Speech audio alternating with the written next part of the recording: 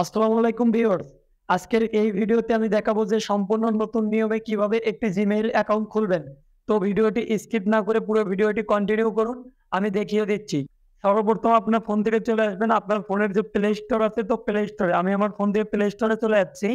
তো আপনাদের যাদের নতুন ফোন তাদের ক্ষেত্রে এরকম দেখাবে সাইন ইন নামে একটা অপশন শো করবে। এখানে একটা ক্লিক করে দেবেন। তো আমার যেহেতু পুরাতন ফোন সেক্ষেত্রে আমার সামনে এরকম প্লে স্টোরটি ওপেন হয়ে যাবে। এখান থেকে আপনারা কি করবেন, উপর দিকে যে আপনার প্রোফাইল আইকন দেখতে পারবেন এখানে একটা ক্লিক করে দেবেন। তো আমি এখানে একটা ক্লিক করে দিচ্ছি।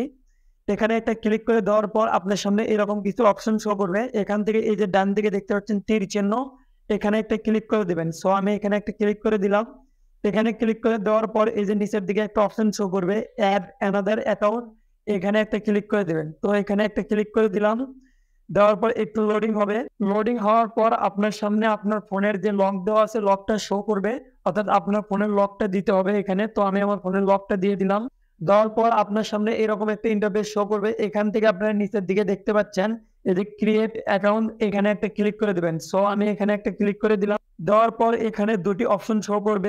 যদি আপনার জিমেইল অ্যাকাউন্টটা পার্সোনাল ইউজের ক্ষেত্রে করে থাকেন তাহলে এখান থেকে উপরের অপশনটা সিলেক্ট করে দিবেন। আর যদি চান যে আপনার ব্যবসা প্রতিষ্ঠানের জন্য খুলবেন সেক্ষেত্রে নিচের অপশনটাকে সিলেক্ট করে দেবেন। তো আমি যেহেতু আমার পার্সোনাল ইউজের জন্য খুলবো সেক্ষেত্রে আমি উপরের অপশনটা সিলেক্ট করে দিলাম। দেওয়ার পর এরকম একটা অপশন শো করবে। এখানে আপনার ফার্স্ট নেম দিয়ে দিবেন, এখানে লাস্ট নেম দিয়ে দিবেন। তো আমি এখান থেকে আমার নামটুকু দিয়ে দিচ্ছি। তো ফার্স্ট নেম এবং লাস্ট নেম দেওয়ার পর এই যে নেক্সট নামে একটা অপশন দেখতে পাচ্ছেন নিচের দিকে, এখানে একটা ক্লিক করে দেবেন। তো আমি এখানে একটা ক্লিক করে দিচ্ছি। দেওয়ার পর এখান থেকে প্রথমে আপনার জন্ম মাস সিলেক্ট করবেন, তারপর দিন সিলেক্ট করবেন, তারপরে ইয়ার সিলেক্ট করবেন। তো আমি এখান থেকে আমার জন্ম তারিখ, মাস, দিন সিলেক্ট করে দিচ্ছি। তো জন্ম তারিখ এবং মাস সিলেক্ট করে দেওয়ার পর এই যে নিচের দিকে জেন্ডার নামে একটা অপশন দেখতে পারবেন, এখানে একটা ক্লিক করে দেবেন। তো আমি এখানে একটা ক্লিক করে দিচ্ছি। এখানে ক্লিক করে দেওয়ার পর কিছু অপশন শো করবে। আপনি যদি মেয়ে হয়ে থাকেন তাহলে ফিমেল দিবেন, আর যদি আপনি ছেলে হয়ে থাকেন তাহলে এখান থেকে মেল সিলেক্ট করে দেবেন। তো আমি এখান থেকে মেল সিলেক্ট করে দিচ্ছি।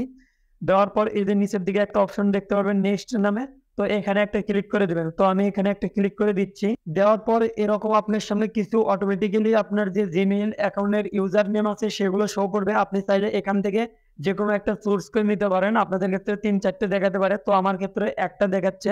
তো আমি যেহেতু আমার এটা পছন্দ হয়নি সেক্ষেত্রে আমি আমার নিজের মতো করে একটা ক্রিয়েট করে নেব। তো আমি আমার নাম লিখে আমার পছন্দ মতো একটা জিমেইল অ্যাকাউন্ট ক্রিয়েট করতে যাচ্ছি। তো আমি আমার নাম লিখতেছি এখানে।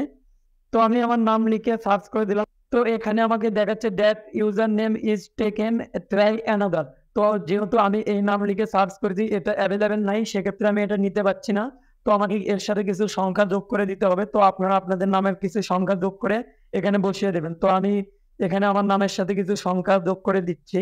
তো দেওয়ার পর কিন্তু আমার অটোমেটিক্যালি এই ইউজার নেমটা নিয়ে নিচ্ছে। তো ইউজার নেমটা যখন আপনাদের অটোমেটিক্যালি নিয়ে নেবে তখন কিন্তু আপনাদেরকে এরকম একটা ইন্টারফেসে নিয়ে আসবে। এখান থেকে আপনারা আপনাদের যে নতুন জিমেইল অ্যাকাউন্টটা খুলতেছেন সেটার পাসওয়ার্ড সেট করবেন। তো পাসওয়ার্ড সেট করার জন্য এখানে ট্যাপ করে দিবেন। ট্যাপ করে দিয়ে আপনারা যে কোনো একটা কঠিন পাসওয়ার্ড দিয়ে দেবেন। তো কঠিন পাসওয়ার্ড আপনারা কিভাবে দিবেন, ধরেন প্রথমে ক্যাপিটাল লেটার দিবেন বা স্মল লেটার দিবেন, তারপরে একটা সংখ্যা দিবেন, বিভিন্ন চিহ্ন দিবেন। এইভাবে দিয়ে আপনারা একটা কঠিন পাসওয়ার্ড দিবেন, নয়তো কিন্তু পাসওয়ার্ড নেবে না। তো সেক্ষেত্রে আমি একটা পাসওয়ার্ড দিয়ে দিচ্ছি। তো আমি আমার জিমেইলের জন্য একটা পাসওয়ার্ড দিয়ে দিচ্ছি। তো পাসওয়ার্ডটি আমি এখান থেকে লিখে দিচ্ছি। তো পাসওয়ার্ডটি দেওয়ার পর এই যে নিচের দিকে আপনারা দেখতে পাচ্ছেন নেক্সট নামে একটা অপশন, তো এখানে একটা ক্লিক করে দিবেন। তো আমি এখান থেকে একটা ক্লিক করে দিচ্ছি। তো লোডিং হওয়ার পর আপনাদের সামনে এরকম একটা ইন্টারফেস ওপেন হবে। এখান থেকে আপনারা আপনাদের ফোন নাম্বারটি সেট করে দিবেন।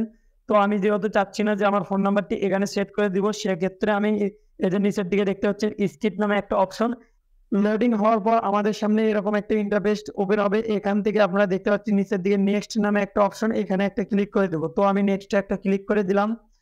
দেওয়ার পর একটু লোডিং হবে।